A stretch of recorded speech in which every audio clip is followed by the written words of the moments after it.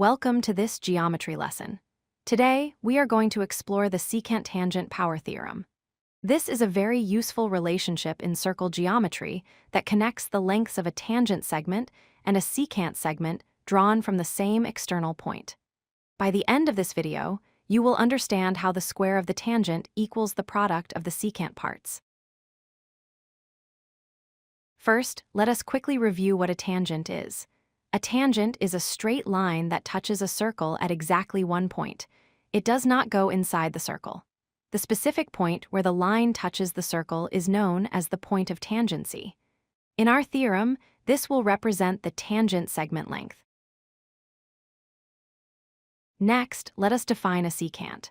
A secant is a line that intersects a circle at two distinct points. It effectively slices through the circle. For our theorem today, we are interested in a secant that starts from a point outside the circle and goes through it, creating a chord inside. Here is the core formula of the secant-tangent power theorem. If you have a tangent segment PT and a secant segment PB drawn from the same external point P, then the square of the length of the tangent segment PT is equal to the product of the external secant segment PA and the entire secant segment PB. Simply put, tangent squared equals external times whole. It is crucial to correctly identify the parts to avoid calculation errors.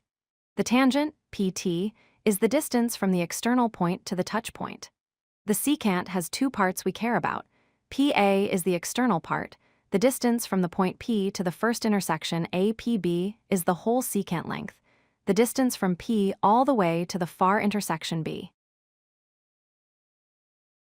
Here is the most common mistake students make. When calculating the whole length PB, you must add the external part PA and the internal chord AB together. Do not just multiply the external part by the internal chord. Remember, the formula requires the entire length of the secant line. Let us look at an example. Suppose we have a tangent of unknown length x. We have a secant line where the external part is 4 units long, and the chord inside the circle is 5 units long.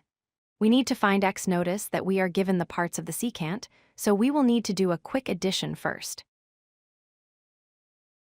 Step 1 is to find the whole secant length.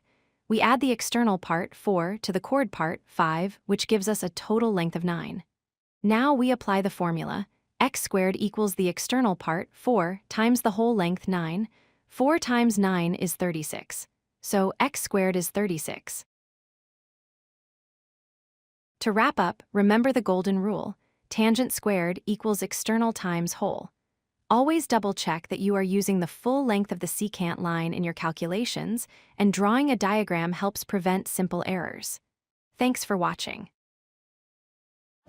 If you like this video, hit that like button and don't forget to subscribe.